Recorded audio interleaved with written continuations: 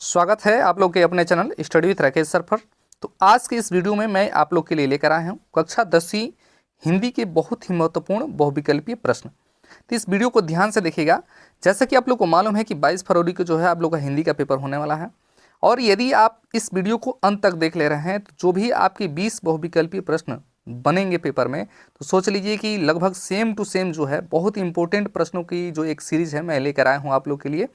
तो आज की इस वीडियो को ध्यान से देखिएगा क्योंकि बहुत ही महत्वपूर्ण साबित होगा आप लोग के लिए।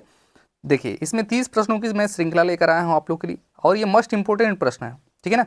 इस वीडियो को एकदम अंत तक देखिएगा। चलिए हम लोग शुरू करते हैं। वीडियो में आगे बढ़ने से पहले आपको यदि बता दें, आप हमारे चैनल पर नए हैं तो चैनल को सब्सक्राइब कर लीजिएगा। वीडियो यदि आपको पसंद आता है तो वीडियो को लाइक ज़रूर करिएगा, और कमेंट करके अपना स्कोर जो है, इसमें कितने प्रश्न आपके सही हो रहे हैं इसके बारे में आप लोग ज़रूर बताइएगा कि इन प्रश्नों में से हमारे इतने प्रश्न सही बन रहे हैं, ताकि आपकी तैयारी की जो है जांच भी हो जाए कि हाँ आपकी तैयारी कितनी है। और जितने लोग कुछ भी तैयारी नहीं किए हैं तो बस इनको आप देखिए, क्योंकि बहुत इंपॉर्टेंट प्रश्न है, बार बार ये पूछे जाने वाले प्रश्न हैं। तो चलिए शुरू करते हैं आज का ये वीडियो। तो जैसा कि आप लोग के सामने पहला प्रश्न दिखाई दे रहा है कि आकाशदीप के लेखक कौन है, यानी आकाशदीप की रचना किसने की। तो आपके सामने 4 विकल्प है: जयशंकर प्रसाद, हजारी प्रसाद द्विवेदी, प्रेमचंद और दिनकर। याद रखिए आकाशदीप के लेखक कौन है, तो आकाशदीप के लेखक हैं आपके जयशंकर प्रसाद जी। चलिए तो चलते हैं अगले प्रश्न पे। तो अगला प्रश्न है कि आंधी और प्रतिध्वनि किस विधा की रचना है। आपके सामने 4 विकल्प है: कहानी, उपन्यास, निबंध और काव्य। तो याद रखिए आंधी और प्रतिध्वनि ये किस विधा की रचना है। तो याद रखिए ये क्या है, ये आंधी और प्रतिध्वनि दोनों क्या है, कहानी है। चलिए चलते हैं अगले प्रश्न पे। तो अगला प्रश्न है कि रेणुका और हुंकार किस विधा की रचना है। आपके सामने 4 विकल्प वही है: कहानी, उपन्यास, निबंध और काव्य। तो याद रखिए ऑप्शन नंबर डी, यानी काव्य की विधा है ये, ठीक है ना। रेणुका और हुंकार किस विधा की रचना है, ठीक काव्य विधा की रचना है रेणुका और हुंकार। चलिए चलते हैं अगले प्रश्न पे। तो अगला प्रश्न है कि रंगभूमि उपन्यास, याद रखिए रंगभूमि उपन्यास किसके द्वारा रचित किया गया है, यानी ये किसकी रचना है। याद रखिए रंगभूमि किसकी रचना है, तो याद रखिए मुंशी प्रेमचंद की रचना है रंगभूमि। उसके बाद अगला प्रश्न है कि कलम का सिपाही की रचना किसने की थी। याद रखिए कलम की सिपाही की रचना किसने की थी, तो अमृत राय ने की थी कलम की सिपाही की रचना। अगला प्रश्न है कि धर्मयुग के संपादक कौन थे। तो याद रखिए धर्मयुग के संपादक कौन थे, Dharmveer Bharati. Most important question, इसको याद रखिएगा आप लोग। धर्मयुग के संपादक कौन थे, धर्मवीर भारती। चलिए कह रहे गद्य को कवियों का क्या कहा जाता है। जैसे ध्यान से प्रश्न को समझिए, जैसे गद्य को कवियों को क्या कहा जाता है। जैसे गद्य को कवियों का भंगिमा कहा जाता है, या कवियों की ताल कहा जाता है, या कसौटी कहा जाता है, या सभी कहा जाता है।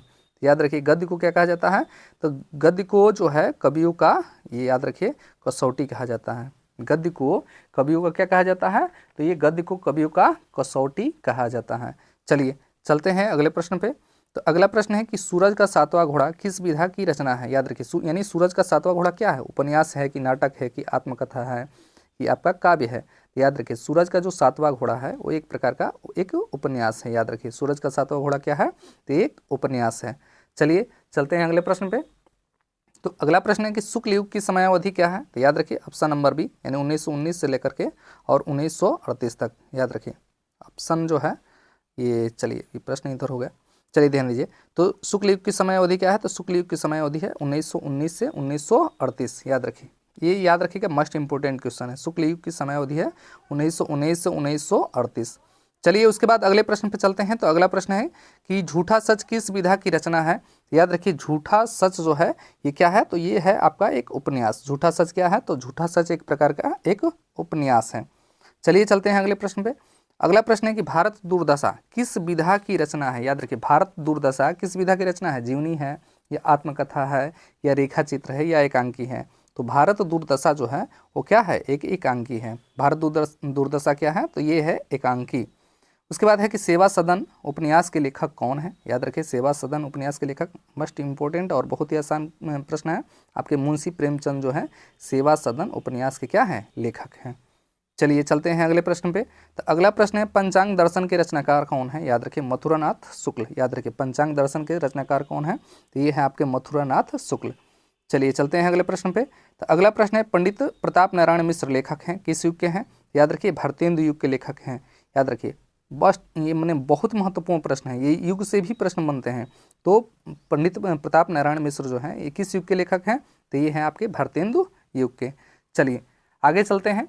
अगला प्रश्न है कि गुनाहों के जो देवता है इसी रचना की कौन सी विधि है। ये कई बार प्रश्न पूछा गया है, याद रखिए। ये गुनाहों का देवता रचना की कौन सी विधा है, तो याद रखिए गुनाहों का देवता रचना की कौन सी विधा है, तो ये है उपन्यास। गुनाहों का देवता रचना की कौन सी विधा है, तो ये उपन्यास है आपका, ठीक है ना। कलम की सिपाही रचना की कौन सी विधा है, याद रखिए कलम की सिपाही जो है रचना की कौन सी विधा है, तो कलम की सिपाही ये क्या है, जीवनी है।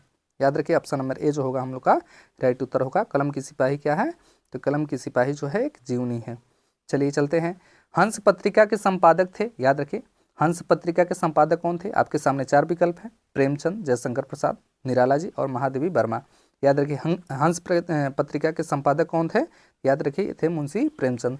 ये प्रश्न घुमाकर भी पूछा जाता है, जैसे पूछा जाता है कि हंस पत्रिका के प्रथम संपादक कौन थे, तो याद रखिए वहीं उत्तर होगा आपका मुंशी प्रेमचंद। तो इसमें आपको कन्फ्यूज होने की कोई ज़रूरत नहीं है। चलिए, लहरों के राजहंस के लेखक, याद रखिए लहरों के राजहंस के लेखक कौन थे, तो याद रखिए ये हैं मोहन राकेश। लहरों के राजहंस के लेखक कौन है, ये है आपके मोहन राकेश।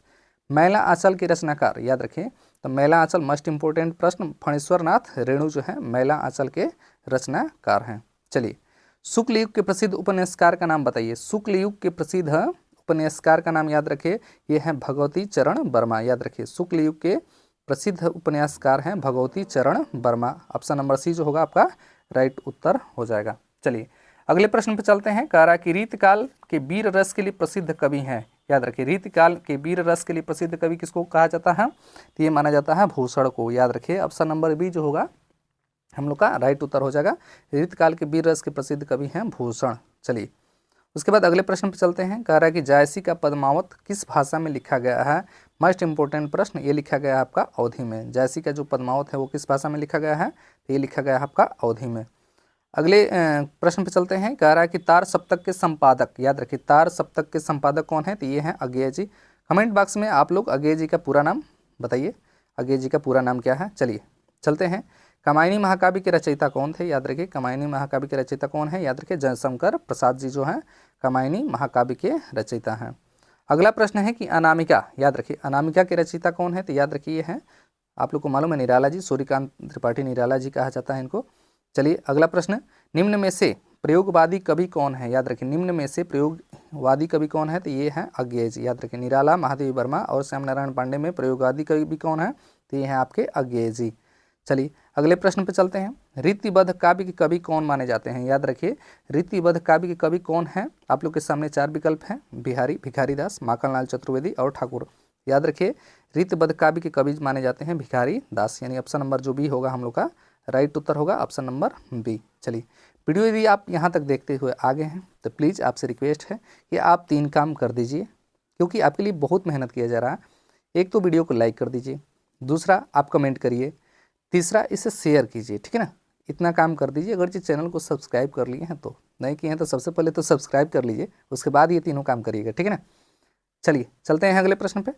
तो ये प्रश्न का जवाब क्या होगा, ये हैं भिखारी दास। रीतबद्ध काव्य के कवि कौन है, तो ये हैं आपके भिखारी दास। चलिए उसके बाद है अखरावट के रचनाकार कौन है, तो याद रखिए मलिक मोहम्मद जायसी अखरावट के क्या है रचनाकार हैं। ऑप्शन नंबर ए जो होगा हमारा राइट उत्तर हो जाएगा। उसके बाद है कि साकेत की रचनाकार कौन है, तो साकेत के रचनाकार कौन है आप लोग को मालूम है, मैथिली चरण जो गुप्त हैं वो साकेत के रचनाकार हैं।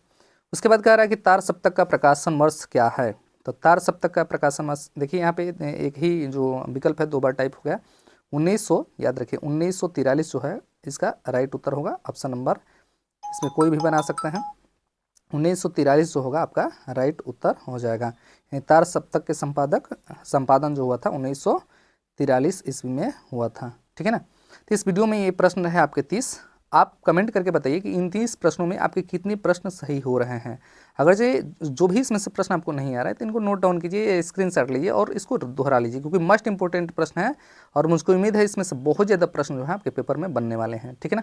तो वीडियो यदि आपको पसंद आता है तो प्लीज़ एक बार और आपसे रिक्वेस्ट कर रहे हैं इसे लाइक ज़रूर करिए। कमेंट करके आप ज़रूर बताइए कि आपने कितना स्कोर किया है या आपको वीडियो कैसा लगा। यदि चैनल पर नए हैं तो सब्सक्राइब कर लीजिएगा। मिलते हैं अगले वीडियो में, तब तक देखते रहिए आप लोग का अपना channel study with Rakesh sir.